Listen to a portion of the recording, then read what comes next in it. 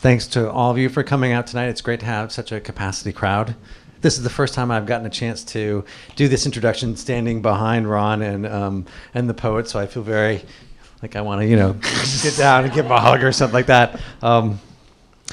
Thanks a lot to the Hill Center for making this series possible, and I also want to thank Marianne, where are you, Marianne? There you are, off in the corner making things happen, for launching this series. Of course, this series would not be possible without the man to my immediate right, Ron Charles, our moderator and guide. In addition to his role as the fiction editor of the Washington Post, he recently served as a judge for the Pulitzer Prize in Fiction, and I got to say, they did good. But I am ever thankful he turns his critical focus on poets for this series. Soon, I want him to be known as the poetry and fiction editor of the Washington Post. If I have anything to do with it. Yeah, exactly. Come on. Let me tell you a little bit about the Poetry and Literature Center at the Library of Congress. We are the home to the Poet Laureate Consultant in Poetry, and we put on programs mostly at the library, but a few outside of the library, like this one, throughout the year. We have a sheet with our upcoming programs, which you can pick up outside, and a few brochures that tell you more about the Poetry and Literature Center. And you can visit our website, which is www.loc.gov/poetry, to see our calendar and sign up for notifications of our events. Hopefully, we will soon also have the webcast of these events, along with the webcast that will live on the Hill Center's website. I am honored and excited to welcome Ed Hirsch here as the fourth participant in our series, The Life of a Poet. Ed is the author of 8 poetry collections, including Wild Gratitude, winner of the National Book Critics Circle Award. He has also written 6 prose books, including the national bestseller, How to Read a Poem and Fall in Love with Poetry. In 2002, he began writing the column Poet's Choice for the Washington Post Book World, and later published a book of essays with the same name.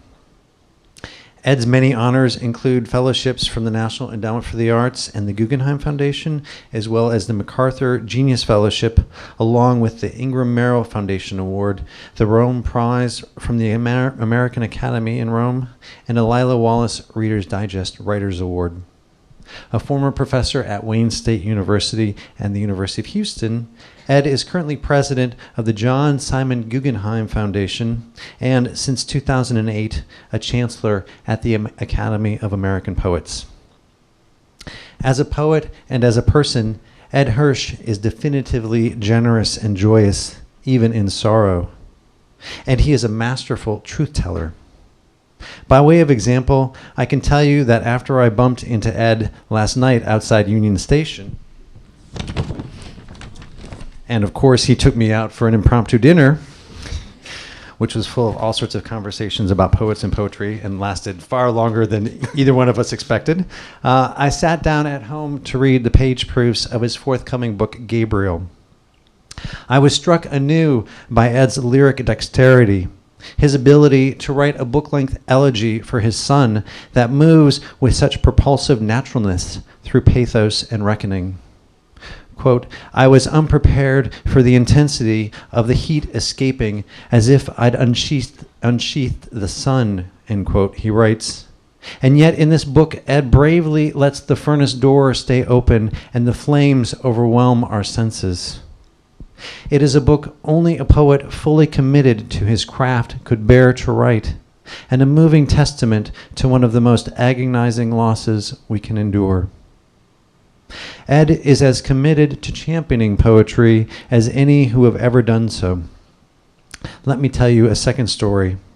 A couple of months ago, I had a conversation with my staff at the Poetry and Literature Center about narrative versus lyric poetry. Out of curiosity, I went to the page proofs of another of Ed's books, A Poet's Glossary, a weighty new tome covering every imaginable definition related to the art. The definition of lyric, I found, was nothing short of astonishing. It eschewed dry erudition for unbridled passion. The lyric, it states, is, quote, one of the necessary forms of human representation, human speech, one of the ways we invent and know ourselves. It precedes prose in all languages, all civilizations, and it will last as long as human beings take pleasure in playing with words, in combining the sounds of words in unexpected and illuminating ways, in using words to convey deep feeling and perhaps something even deeper than feeling, end quote. Thank God we all have Edward Hirsch, his poems, his prose, and tonight himself in our lives to help remind us why a few words can continue to change our lives. Please join me in welcoming Ed Hirsch.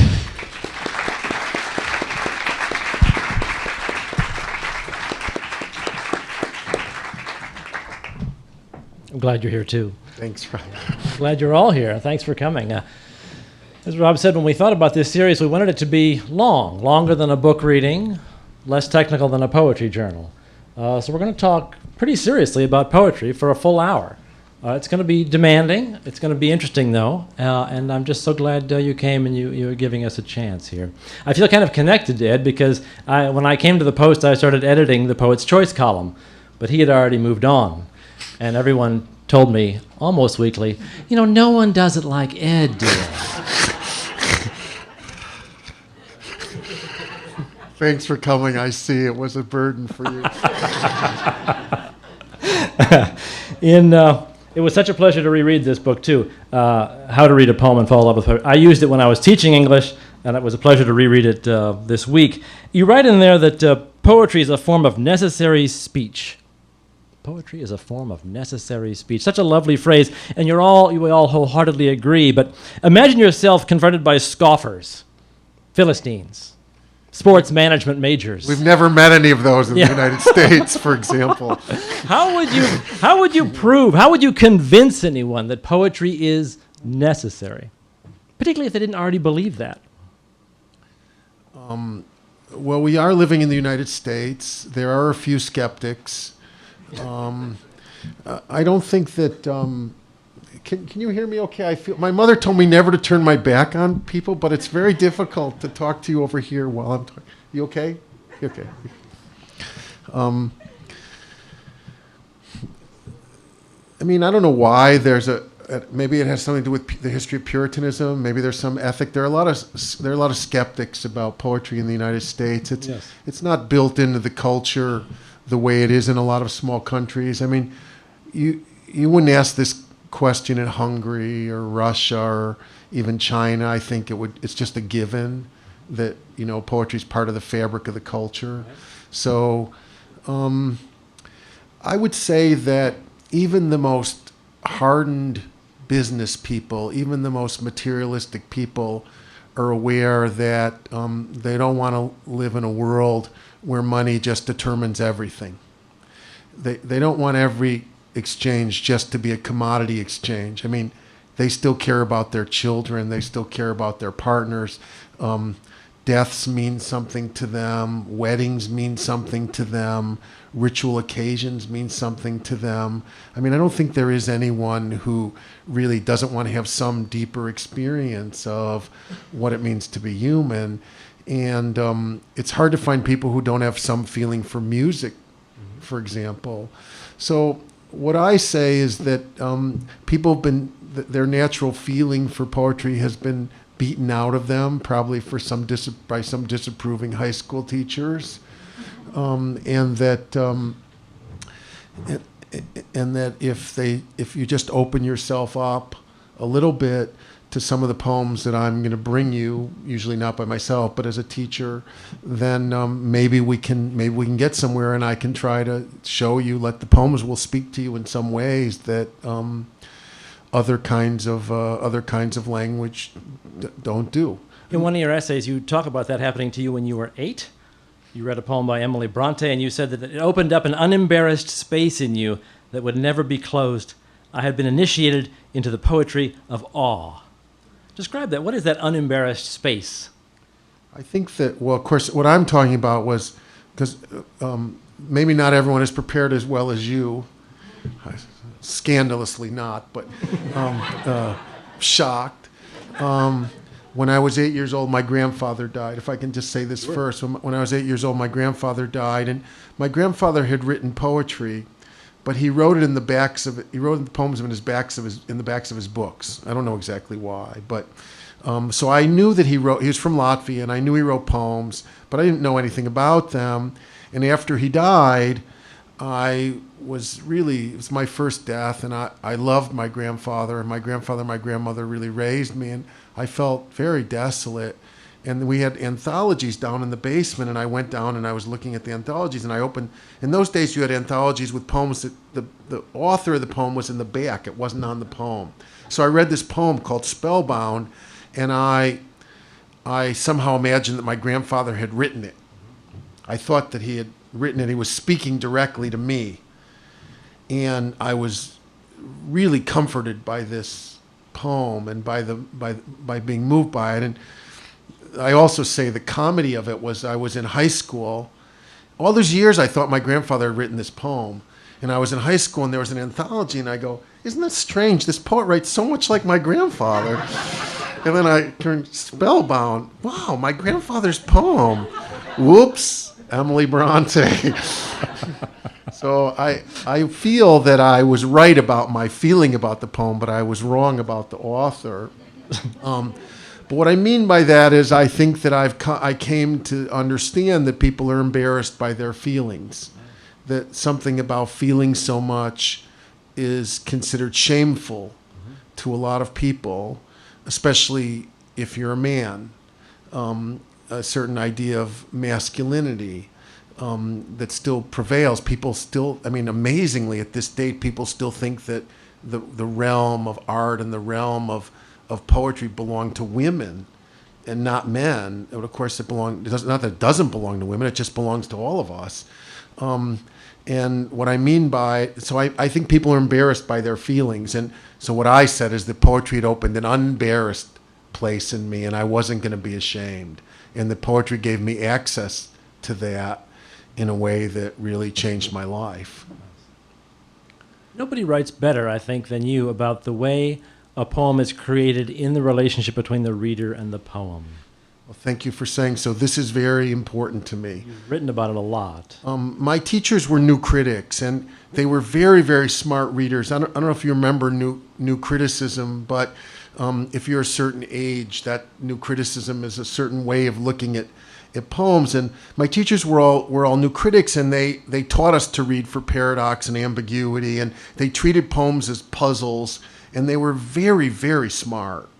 But they felt as if all the meaning was in the poem, and you were sort of trying to decode it, yes. Which I came to feel is a mistake, as a way not to. It's an interference between the poem and the reader, and I came to feel that readers have their own experience of poems. They bring their own life to the poem. The reason that a poem means something to you is not just because the poet wrote it, but because you have a life yourself, right. And you bring your life to that poem. And so when I wrote How to Read a Poem, I decided that I would stand in not for the writer, but for the reader, and that I would take the role of the reader and try and go through poems as I experienced them. And I found that people responded to that approach, and that's been important to me because I take really seriously something that Paul Valery said, which he says, the purpose of poetry, don't be startled by this remark,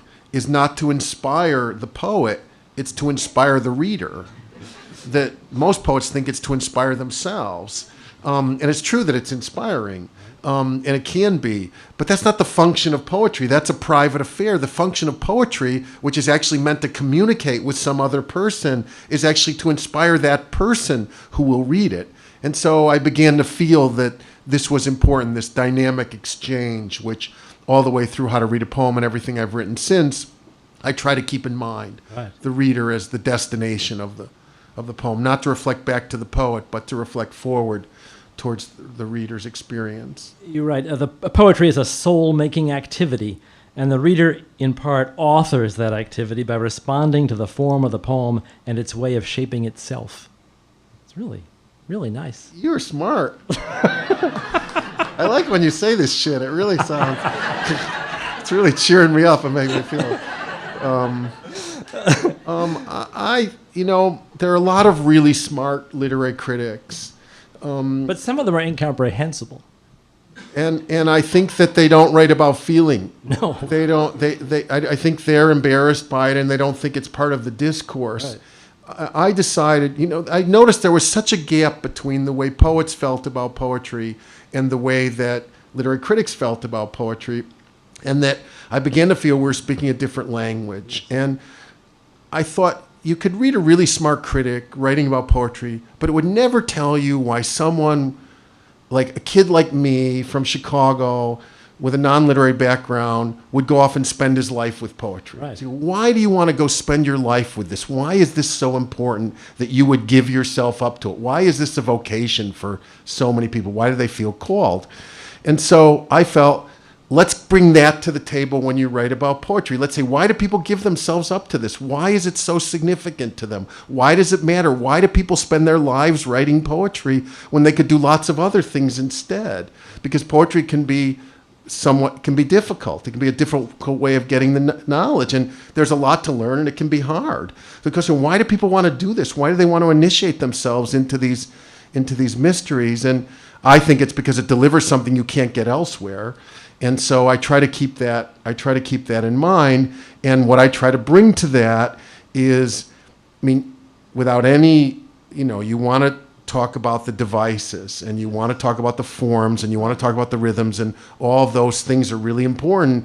But the end result is for some form of what Emerson thinks of as soul-making. Right.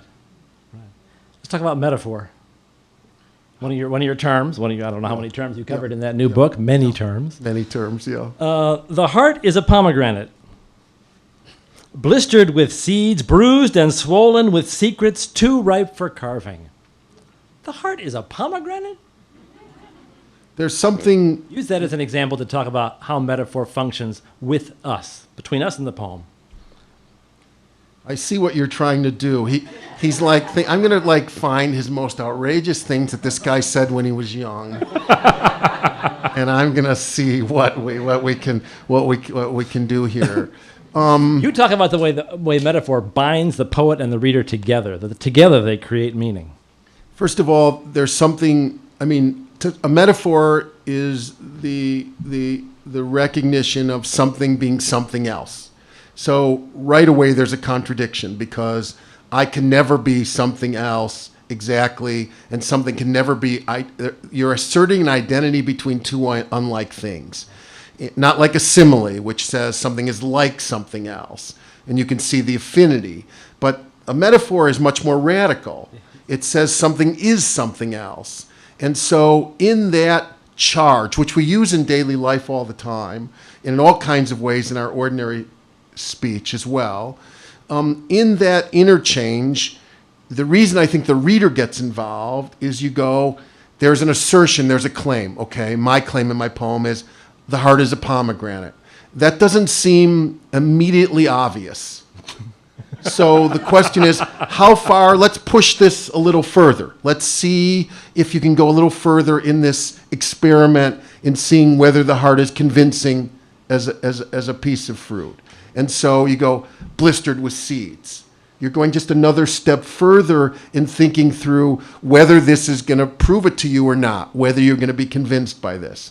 And, the extended metaphor is called a conceit, where you just go further and further. Love, John Donne says lovers are like stiff twin compasses. You think, how are they like stiff twin compasses? And they're going like this as they move, and you're either convinced by that or not. There is a point where all metaphors break down. The way I've tried to explain this to people who seem very skeptical about poetry, but, for example, who are religious, you go, well, some people think that when you're eating the wafer and drinking the wine, you are tasting something like, and some people think you are taking the body of Christ into you. And I think everyone suddenly understands what you mean when you take the metaphors from religion, which are powerful. And so I think poetry, which is one of the sources of religion, operates this way. It's a form of metaphorical thinking. Now, How far you go, whether metaphors are good or not, that's another question.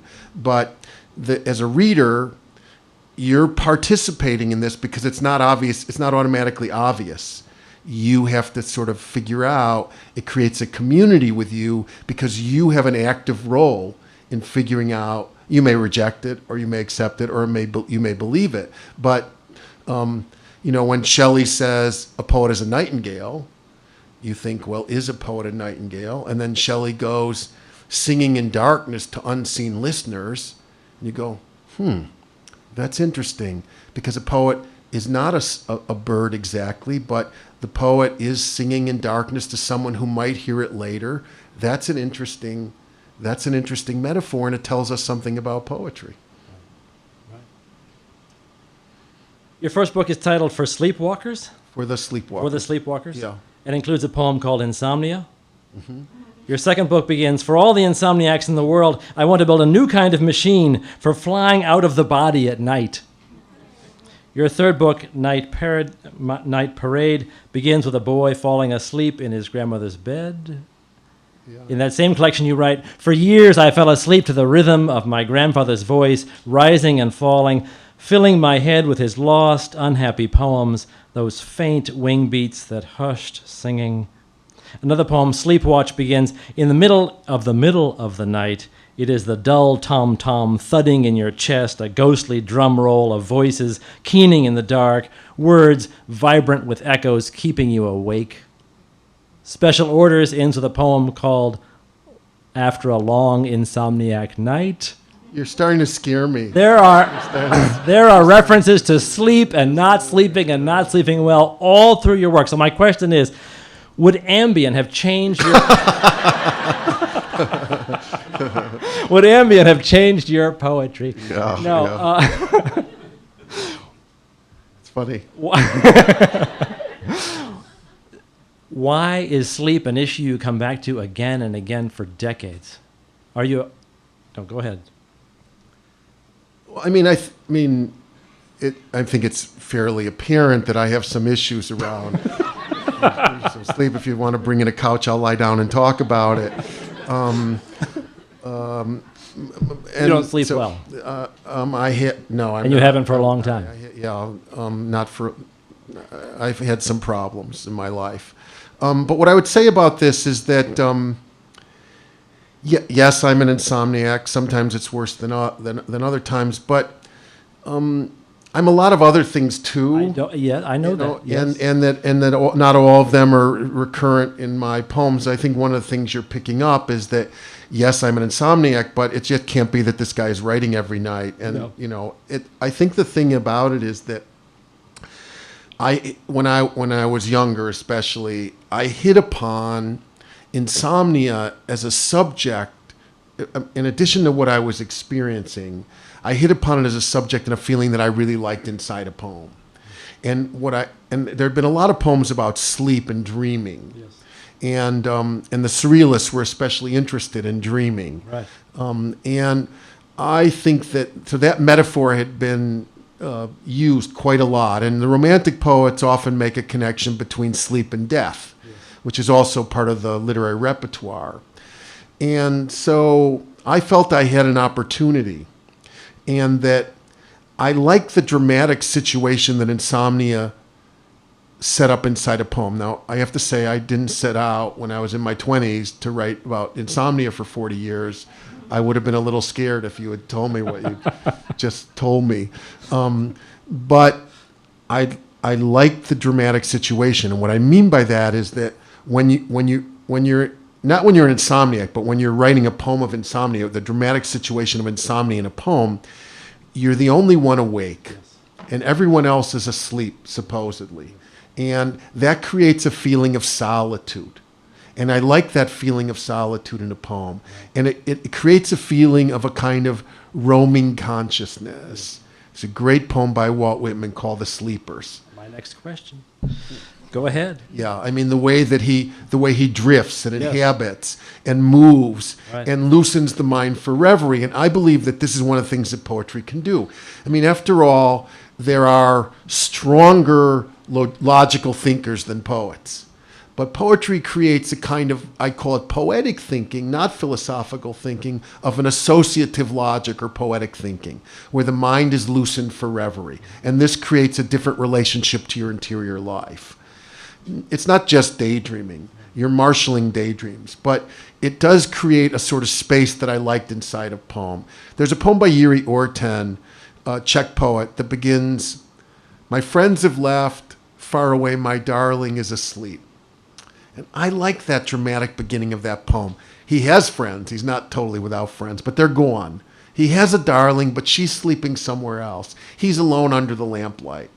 And I realized that I felt this was one of the dramatic situations that I could use in a poem that would, there were examples for me, but I felt that given what I could do, this was one of the ways that I could enter into a poem to get at some of the feelings that I wanted to get at, especially about loneliness and a certain kind of meditation where you're alone with your own soul. Right.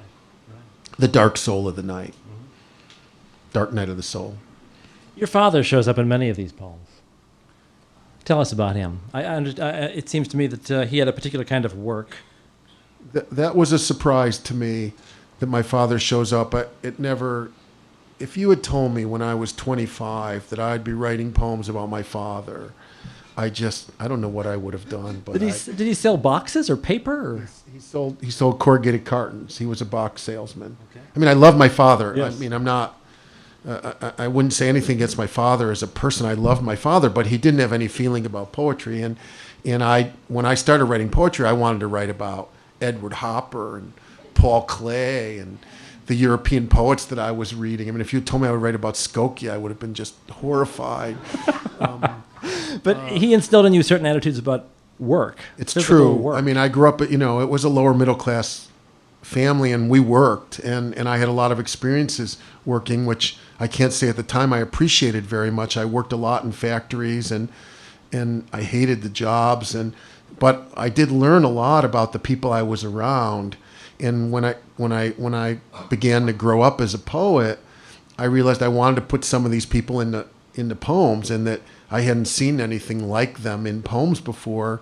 And as my father began to age, I began to think of ways to try and get a certain kind of man, a certain kind of American man, someone I really loved, into poetry that I hadn't seen before. And so I began to write about him. Would you read this poem? Cold Calls. Do you know what a cold call is? Everyone's at it common in the lingo. A cold call is you're lucky that you don't know it. I'm sorry. Sorry to be the one to have to tell you, but a cold call is when you're a salesman, which my father was, and a cold call is when you have to call on someone that you don't know. And my father refused to retire, and so all the people that he had known in the business retired over time, and he was left without any clients because all the young people came in and they gave the business to their friends. And so my father at the end of his life was making cold calls again, which he hadn't done since his 20s. And I discovered this one day, and I was shocked. And so anyway, I ended up writing this poem called Cold Calls.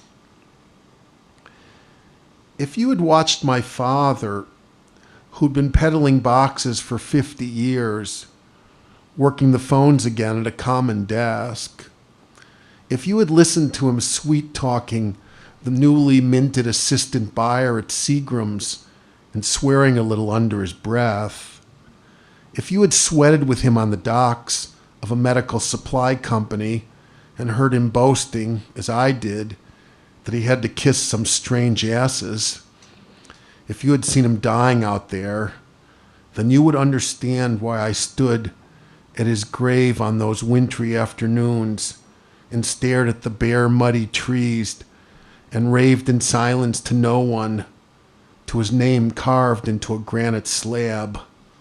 Cold calls, dead accounts. Did he live long enough to see you become an academic? He did. What did he think of that? At first, he thought it was an incredible scam. Well, it kind of is. And then he was just glad that I was in on it. And he'd say, tell me again, how many classes do you teach? I go, I teach 3 classes. He goes, how many hours are those? I go, I think they're an hour and a half a class, 3 times a week. He goes, you're like only working like 27 hours. I go, well, actually, it's less than that. He goes, do they know that? I go, yeah, they know that. So he thought it was a scam, but he thought it was cool that I was in on it. At first, he was very skeptical. It was, it's a certain kind of American mentality about work. And when did it occur to you that you could do something like that you could do, mental work instead of physical work? First of all, I really recommend those jobs to people when they're young, because you really learn that that's not what you want to do if you don't want to do it. And I think a lot of people don't know that now. They think God granted them an upper middle class life. But anyway, that's another story. It didn't really occur to me. What happened to me was I fell in love with poetry when I went to college, and I couldn't let go. I just couldn't let go. I was like a drowning person who grabs an oar that's going by, and I just was going to hold on. And I felt it was decided for me. My parents were completely shocked. Really? But I was unwavering. They sent you to college. They sent me to college. Your parents didn't go, probably. The parents did not go to college. It was actually my football coach who got me to Grinnell College in Iowa. He said, I want to find a college where a freaky kid like you can play football. Did that happen? That's what happened. He found this Midwest. My parents wanted me to go to Chicago Circle, which is a commuting school in Chicago. And, you'd work part-time and you'd go to school. And I could only go away if I got a scholarship. And my coach, said, I think you could do something. And he found the Midwest Conference. These schools were pretty good academically where they played football. And so he wrote away and he found them. And then, he said the 2 best ones are Carleton and Grinnell in this conference. And so I went and visited. Grinnell had a better passing attack. That's how poetic history is made. Yeah. I was an N. And so I went to Grinnell and I got a scholarship and I went, and I was already writing poetry, but I'd never met an intellectual before. I thought they were just super cool. I loved my teachers, and I began writing poetry, and I just didn't let go, and I just had decided. But as time went on, it began to become clear to me that you weren't going to earn a living writing poetry, and so what were you going to do? And so my compromise was going to graduate school and trying to become a teacher. You've got a poem called In the Underground Garage, which captures an awkward conflict between 2 classes. Would you read that? Sure.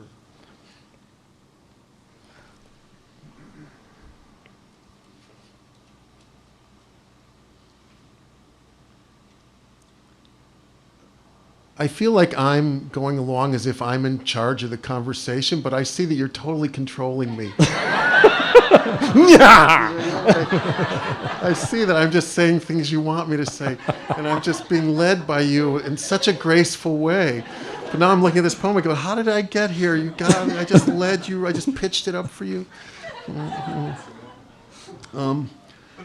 I pulled my mother's baby blue Thunderbird into a parking garage on the corner of Michigan and Lake on a late afternoon in mid-December.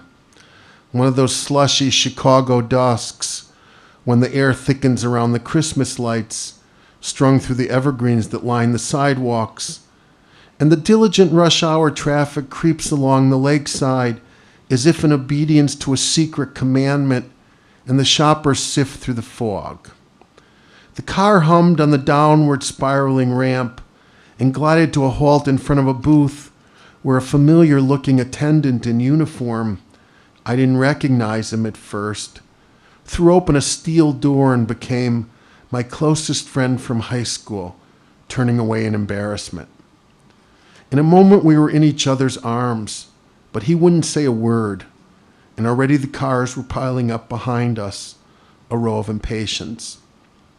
He held the keys to my mother's car and shifted his weight back on his heels, half in anger, half in disappointment, as I saw him do on the sidelines against Maine South, a linebacker's helmet imprinted on my back.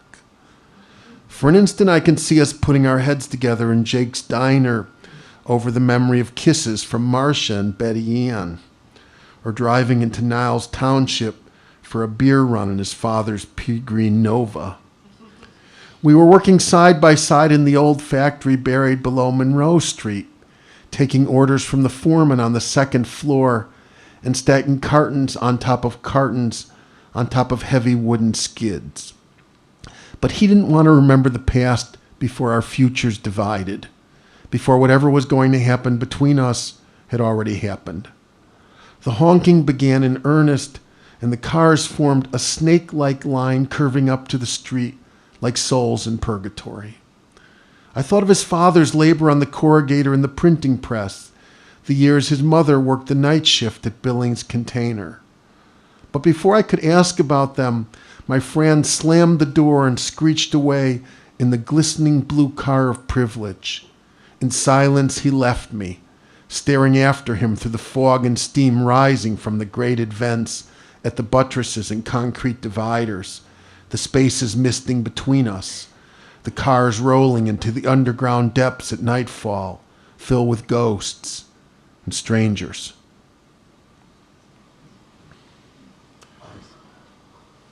Captures so well that feeling I'm sure we've all had when we go home or back to a high school reunion or something like that.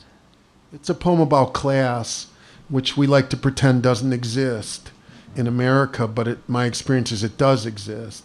And it tries to dramatize that in as visceral way as possible, because here are two friends, and one of them, my stand-in, wants to have a reunion, and my friend is so ashamed that he refuses. It's a non-reunion. It's a non-encounter. He won't engage because he's so embarrassed, and so we go different ways. And it's about something, two friends. One goes to college, one doesn't, and something intervenes. Go ahead. I was just going to say I had a painful personal experience about that poem, which is now a long time ago, but when I published it, I thought I may not publish it in a book. I'll publish it in The Nation, which I know my friend is not going to read, because, who reads left-wing journals in Chicago? He was a bartender then, but he's going out with a left-wing historian. Oh. She brought him The Nation first. Oh. She had a subscription to The Nation. So he called me up, and it was really painful until he said, there's just one thing I just have to object to. When you dropped that pass against Maine South, there was no linebacker's helmet in your back. You just dropped it. You're taking poetic license there. I felt relieved. He deserved that. I had one other funny experience with that poem, which is I was giving a reading in Colorado last year, and someone said, "Would you read that poem about Betty Ann?" She was there. She was there, but I hadn't thought of it as a poem about her. No. Exactly, but I was glad to remember the glory days. So, well, being in the middle and upper class isn't all fun and games. You've got a poem called "Commuters," which makes middle class life sound pretty harrowing.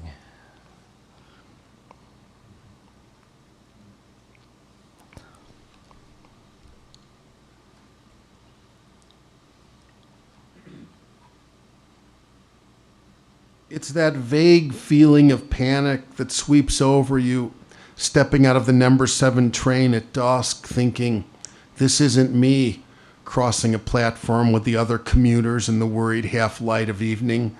That must be someone else with a newspaper rolled tightly under his arm, crossing the stiff iron tracks behind the train, thinking, this can't be me stepping over the tracks with the other commuters, slowly crossing the parking lot at the deepest moment of the day, wishing that I were someone else, wishing I were anyone else but a man looking out at himself as if from a great distance, turning the key in his car, starting his car and swinging it out of the lot, watching himself grinding uphill in a slow fog, climbing past the other cars parked on the other side of the road, the cars which seem ominously empty and strange, and suddenly thinking with a new wave of nausea, this isn't me sitting in this car, feeling as if I were about to drown in the blue air.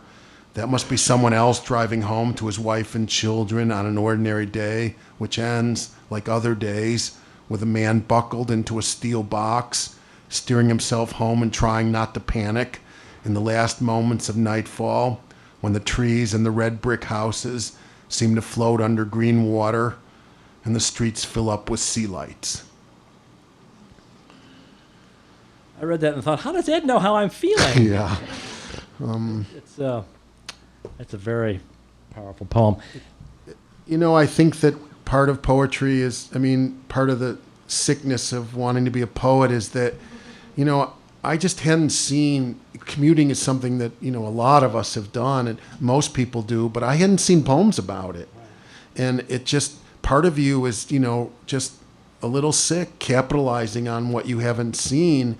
And that I just thought there must be a way to try and find a way to dramatize this experience of which we all have, I think, who commute.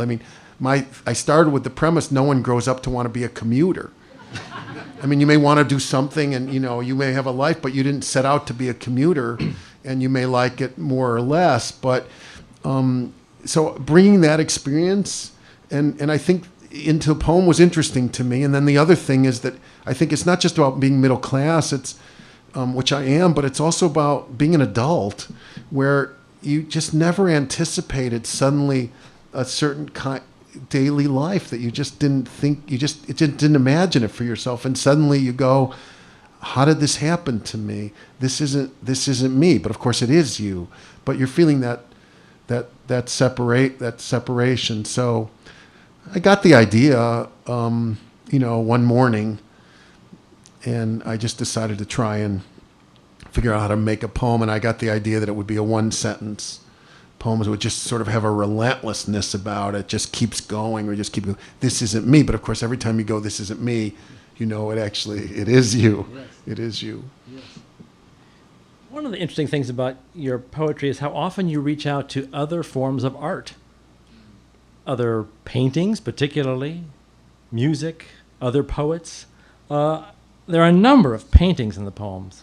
Edward Hopper, the Luminist paintings at the National Gallery, the 17th century Dutch painters, that's in Earthly Measures. Matisse, Monet show up in Sleepwalkers. George O'Keeffe shows up in The Night Parade. There's Jackson Pollock. They're everywhere, painters. How did you develop this interest in painting? I just like painting. I didn't, when I discovered poetry when I was in high school, I used to go down to the Chicago Art Institute downtown. And I don't know, it was part of the world that I entered. And I didn't set out to write about painting. I sent out to, I sent out to look at paintings, and that was part of my education, I guess, and becoming a person in my idea of it. And so I've always loved art. And I think also arts instigate each other. Now later, after I'd begun to think about writing, I thought that I could also write about the creative process by writing about art, not by writing about poetry. And I became interested in what the Greeks called ekphrastics, which is a certain, the writing about visual art. And the problems of that began to interest me. The oldest form of ekphrastic writing is Homer's description of the shield of Achilles in the Iliad, which is just spectacular. One of the things about that description is that we don't actually have the shield of Achilles. It's a notional ekphrasis. We don't have the shield of Achilles. We have Homer's description of it. But when you read it, it's so detailed that you actually think at a certain point there couldn't be a shield like this. It carries so much. But the problems of writing from transforming one art to another, which is almost impossible in writing about music, for example, began to interest me. And so I began to think about how to attack an ekphrastic poem. But it began because I liked painting. And I just projected myself into the paintings, and they just interested me. One of my favorites is called A Still Life. I think that's in For the Sleepwalkers. Could you read that for us? This is really when I was starting out. And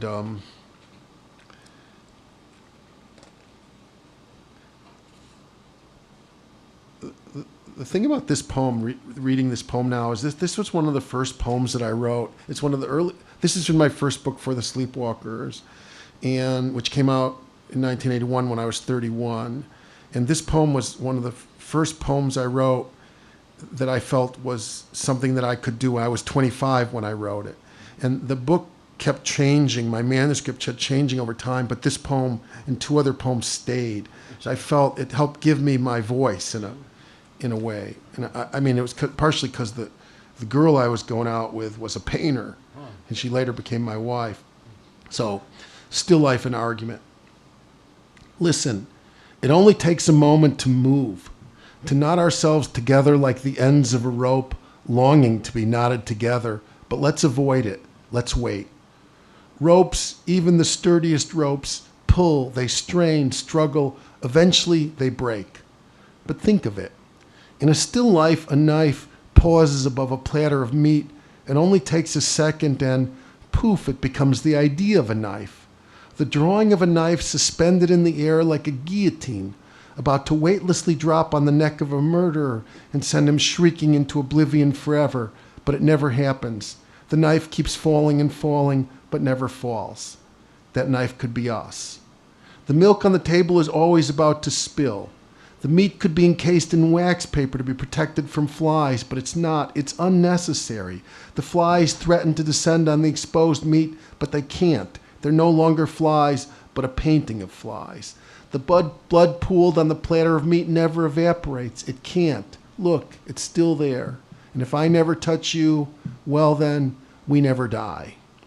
Listen, even lovers have still lives, have whole months when they hang together like moss on an unlit light bulb, waiting for the bulb to light. But if it never does, then the moss survive.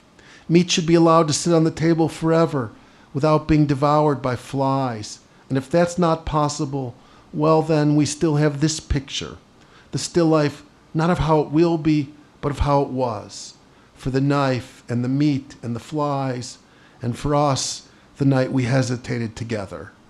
From now on, love, we will always be about to destroy each other, always about to touch. So good. Well, thank you. I like the idea of taking a painting, which we know as sort of Dutch still life, and turning it into a kind of argument about a relationship. Right. I'd kind of grown up on all these metaphysical poems of seduction, these great poems by Andrew Marvell, To His Coy Mistress, and John Donne, those terrific early songs. And I really like these seduction poems, which is really basically saying, "Lady, let's make hay. Life is passing, time's going on. Let's hit the hay together." And I like those poems and use them more than once. I got the idea that wouldn't it be interesting as a contemporary person to write a poem that had that kind of metaphysical inflection, but was an anti-seduction poem, right, which is what this is. And so it's in relationship to metaphysical poetry, I think, because it takes one of those metaphysical ideas and extends it. That's why it's a conceit, because it takes the idea of the still life being like lovers and extends it as far as it can go to see what it will yield you. And in this case, it becomes an argument about a relationship that if we can hold it, if we could just hold this poison like a still life at this moment, we'll never destroy each other. Right. But we also won't fulfill each other. And of course, I think the feeling in the poem is, that's not going to happen. That's not possible, because life is not like painting. And still lives are shot through with death. And because there holds something in moment in time that you see this, that in those great Chardin paintings, that they hold something against time, but time itself goes on. It's just held in the painting. I love the way the poem reflects on the painting and then reflects out at the speaker at the same time. Well, that's the idea. I mean, I think if you're going to write poems about paintings, you have to ask the question, what are you going to bring to the table? You don't want just to describe the painting. It's already there. It's already there. What's your way into it? And I think that's what's behind this kind of problem of the ekphrastic poem. What do you bring to it? And I've always thought it's interesting to take things like paintings, which seem like they're going to be academic, or seem like they're going to be totally intellectual, or art, and then bring something really personal to them. And see what happens in the tension between the objectification of the art or the illusion, which sometimes can be hard for people, with the intensity of the feeling that you're bringing to the poem. Your wife never got you to paint? No, I have no skills. But I like the idea of trying to transform it into writing. I wish I could paint you. You know this poem? yeah. Different girl.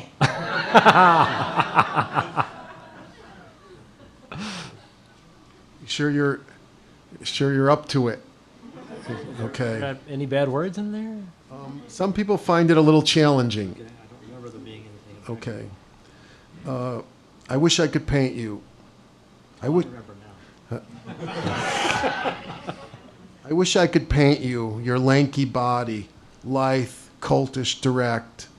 I need a brush for your hard angles and ferocious blues and reds. I need to stretch a fresh canvas to catch you stretched across the bed. I wish I could paint you from the waist up, your gangling arms and flat chest, your long neck. It would take Modigliani to capture it, that has caused you so much pain holding up your proud head. I wish I could paint you from the waist down, your cheeky ass, your cunt like the steely eye of a warrior queen, your tall thoroughbred legs, headlong, furious, that have ridden me to victory. I watch you sleeping next to me in a patch of light, or stepping out of the shower in the early morning, your smile as wide as the sea, and your eyes that are deeper blue. I wish I could paint you. You asked me. Yeah. I think we need to take a little break. Let's all stand up and wave our hands over our heads. Oh, I'm serious.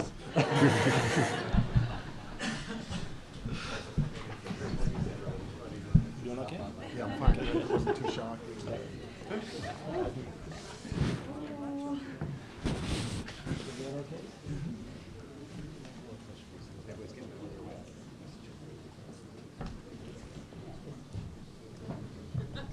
My wife's a high school teacher and tells me this is necessary.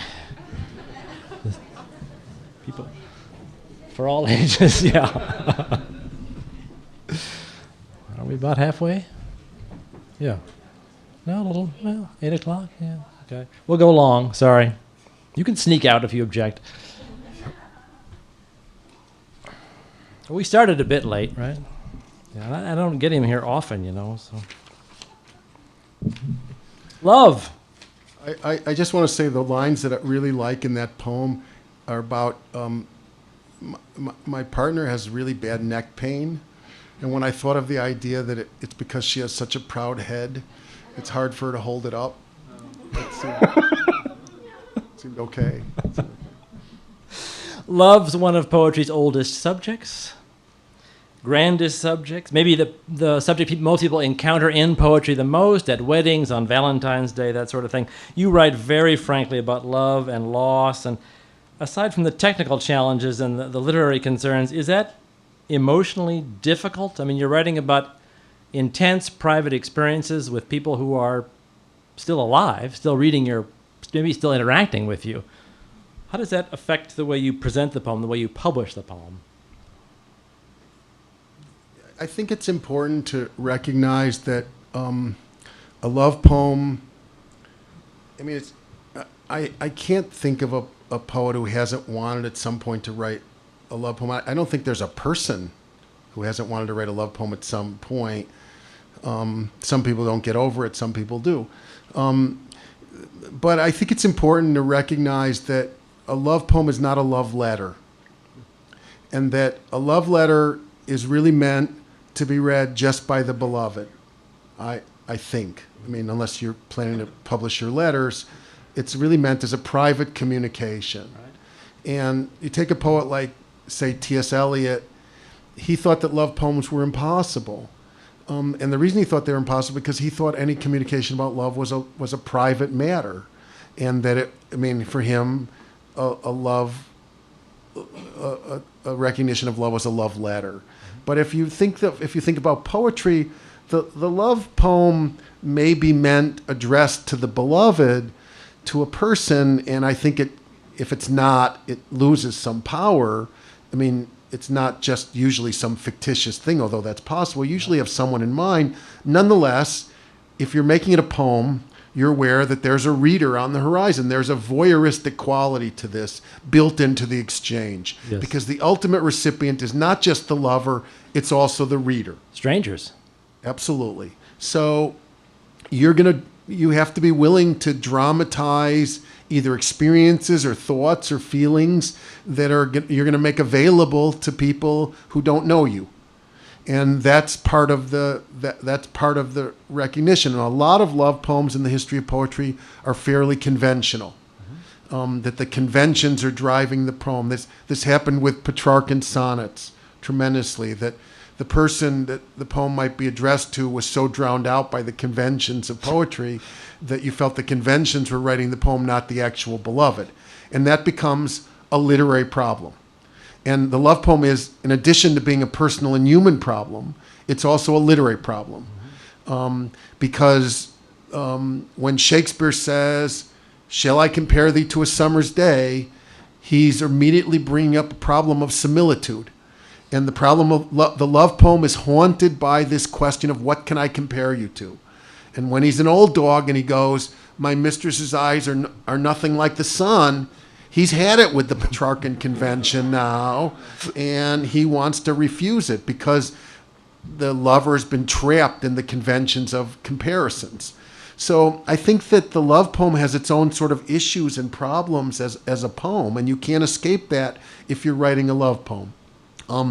But I think that for me personally, to write a love poem, it just has to come from an authentic experience. It has to have a real person in mind. But it's not it's not a love letter. And when there were experiences I felt I couldn't dramatize in my own voice, that were too personal, that I couldn't do it, right, I began to take on the persona of other people and write from their perspective. And I wrote, a book called On Love, which has a group of poems called The Lectures on Love, in which I speak through the voice of Gertrude Stein and Colette and various other figures to try and get at some stuff that I couldn't get at myself. Let's read one of those now.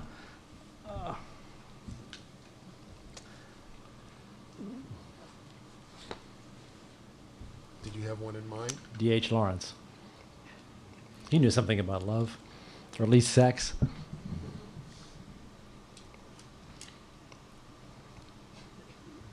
D.H. Lawrence is a speaker. It's called A Short History of Love.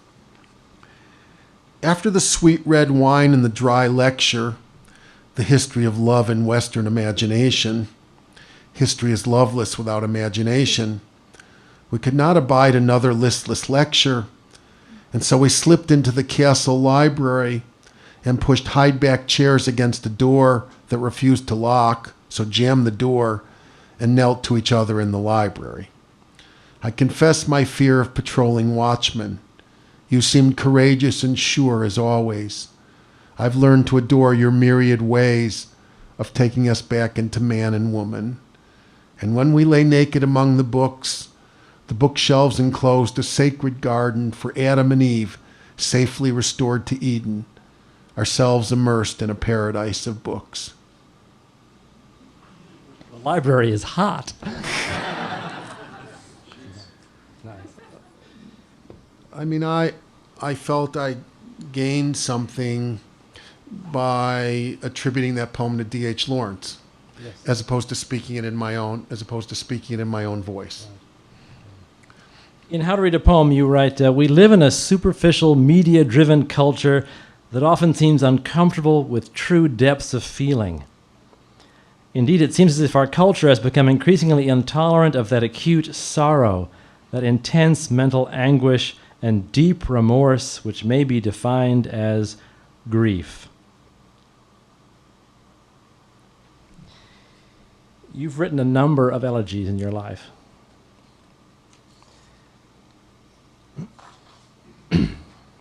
There's a particularly powerful one about your mother-in-law dying called Blunt Mourning.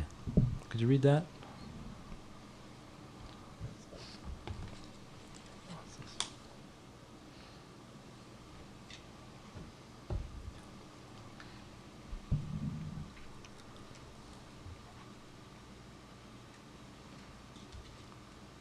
Blunt Mourning, July 15th, 1979.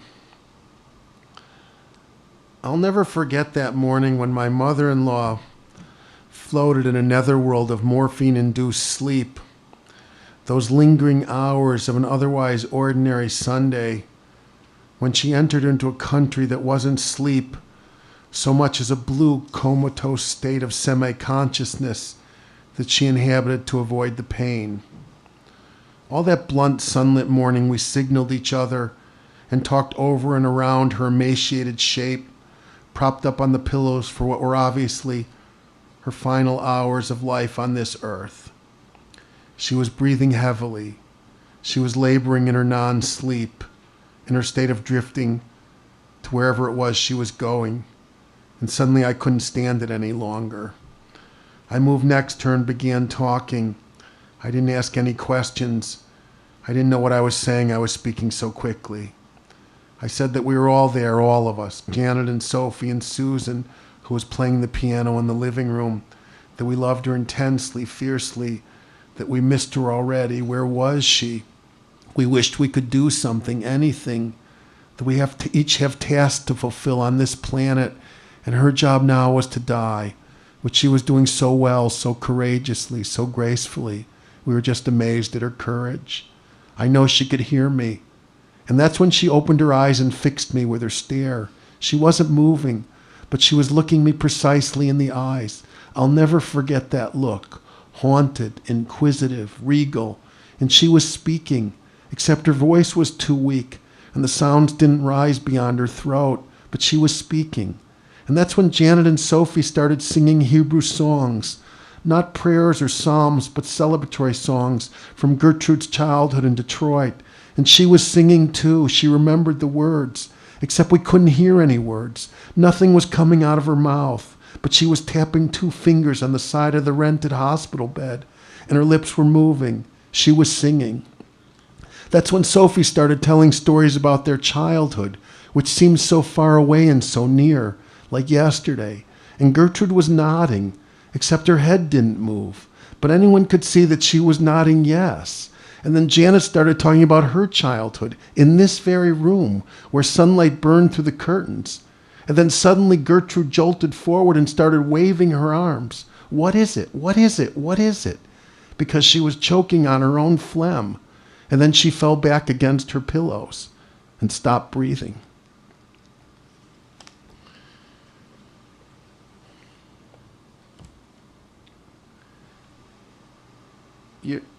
You're trying to write about something that's sacred.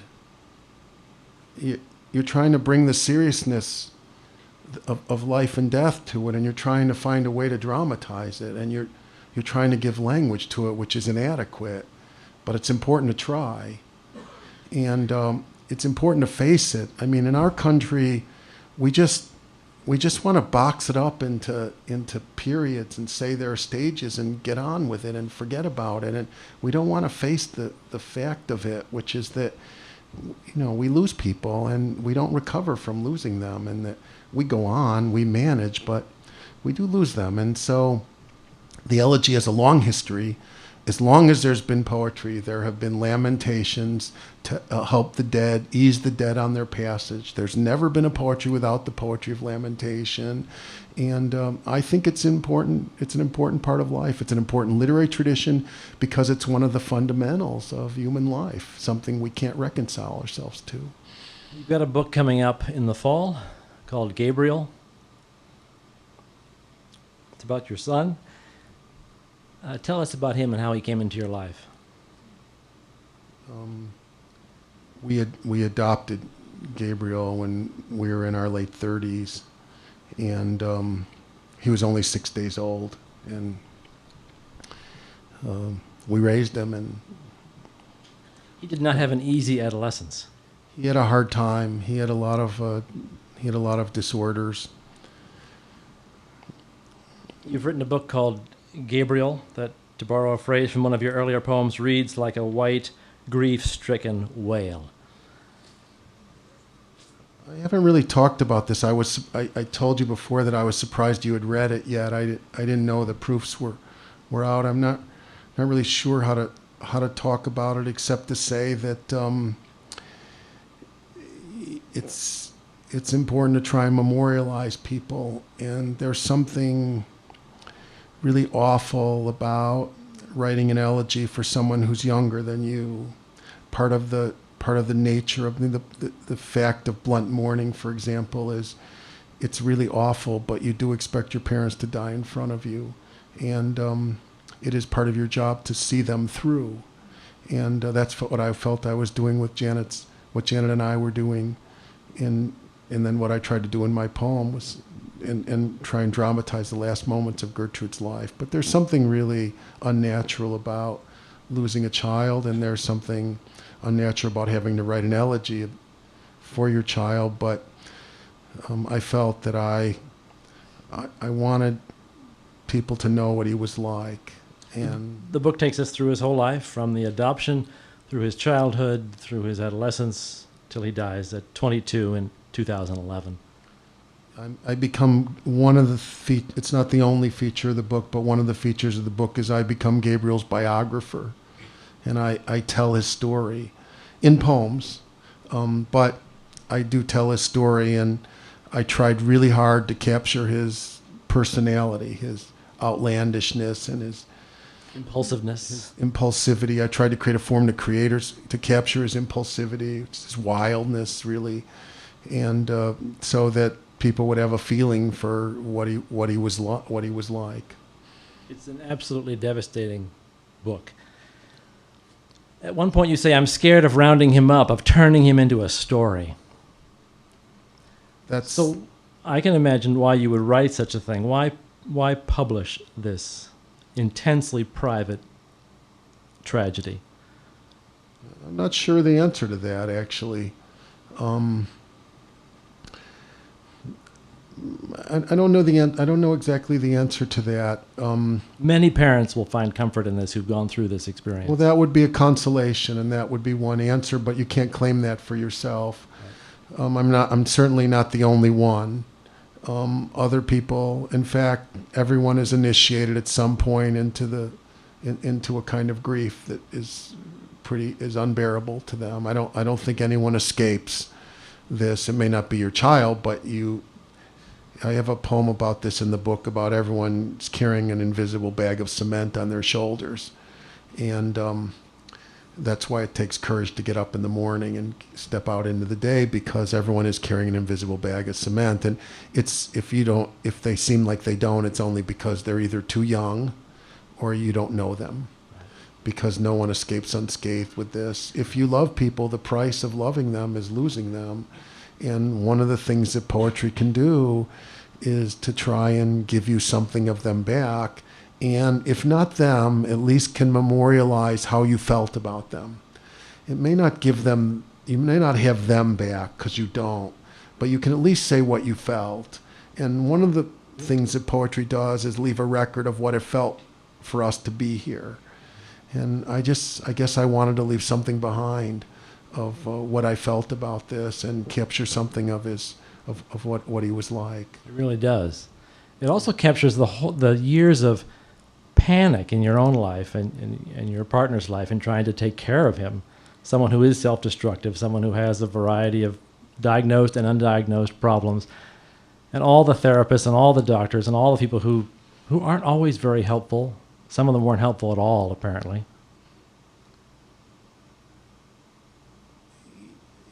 I just wanted to try and create I didn't want it just to be about his death. I wanted Right. to create the experience of what it was like. And being a parent is a very humbling experience. When I was young, I completely believed in nurture over nature. I thought sociobiology was a crock. And I was just sure that the culture ruled and that nature didn't have anything to do with it, and whatever we did, we could fix and we could make, and that we made our own lives. And then you have a child, and your child is given to you, and you discover that there are only certain things you can do, that you're very limited in what you can do. Your child has a nature. You have a job to try and protect your child and do your best, but they have an independent life, and the limits of what you can do are the limits of your intelligence and your help and everything like that. And so I try to dramatize that in the poem. I think part of it is that while I never thought I'd write any of this, while Gabriel was alive, I really wrote very little about him. I always felt it was okay to write about your parents. Blasting them is part of the deal, after all. They brought you into the world. They knew what they were doing, but your child didn't have anything to do with it, and so I considered him mostly off limits. I wrote a couple of poems, one about adopting him and one about following around when he was 16, and I felt he was flying off. So after he died, I suddenly had, this overwhelming feeling about everything we'd lived through, and I just wanted to try. I had to do something with my grief, so I tried to articulate it. And You had some model. You had many models. In Memoriam comes to mind. I'm crazy about In Memoriam. It's a gorgeous poem. It's a really great poem. It's a very undervalued poem, I think, because people think it's sentimental, but I think it's one of the great book length. Remember how it ends? These lines here. I Maybe don't. you could read those lines.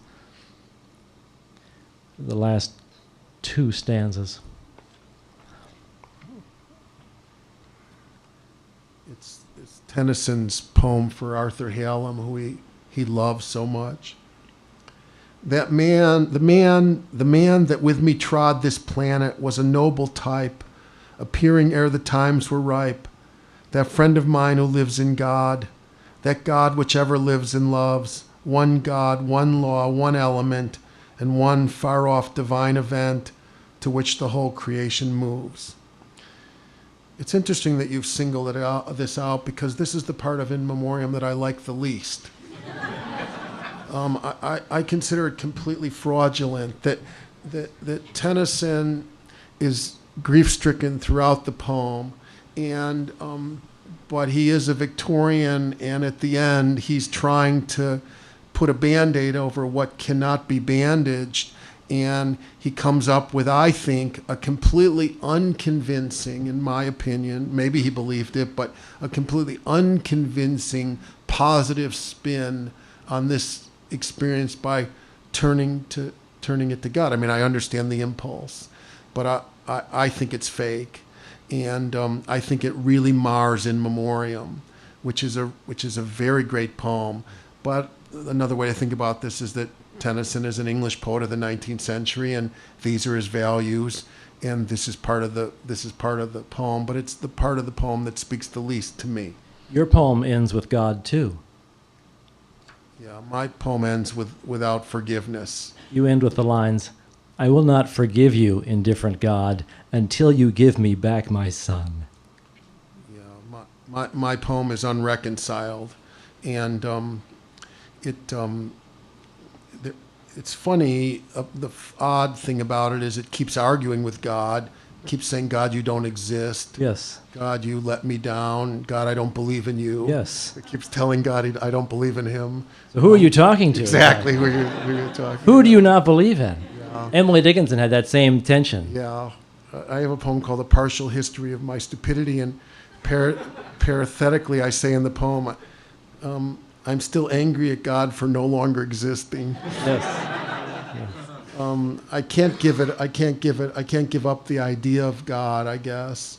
I can't give up God exactly, but I also can't believe him, and I can't believe in him, and I can't take comfort in the idea. So I wasn't thinking of Tennyson exactly, but you found that it is exactly what I'm speaking against. Right.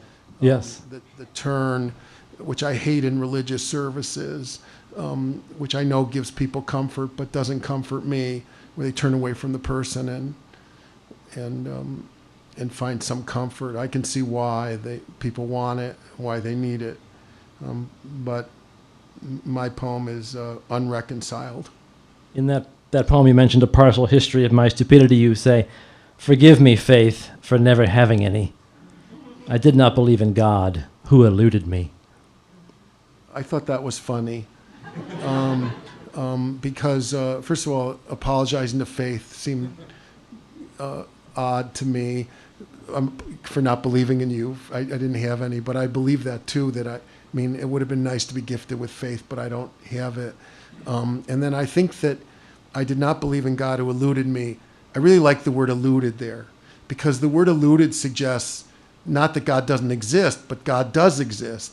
But he's just outside your ability to get him. But I don't believe in you is to say I don't believe in you, but eluded me means you exist, but I can't find you. So I like the paradox in that. Dickinson has those horrible silences where God withdraws. The forest is empty. She's doing it in a really terrifically clever way, because she's also fracturing the hymn. She's using the traditional religious vocabulary to question God, and to fracture the hymn in the address to a non-existing God who keeps. She wants to find him even more than I do because of the way she's raised, and she's working in the 19th century. But God keeps withdrawing on her, and of course she also sees him as this major patriarchal figure. Fumbling at her soul. Yeah. We can't leave these people like this, Would you read In Spite of Everything, Stars?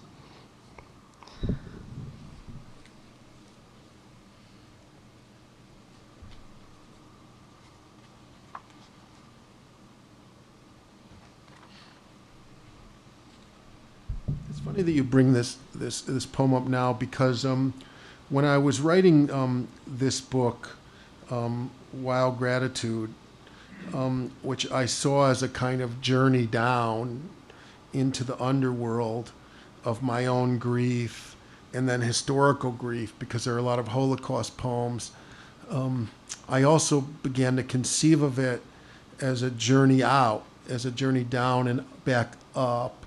And which is how I've often tried to construct my books, as a sort of a voyage, and you go down and you come out into the light. And in this is part of one of a series of poems where I'm trying to turn up towards find grounds for affirmation. And this is, I think, what you're looking for too. In spite of everything, the stars.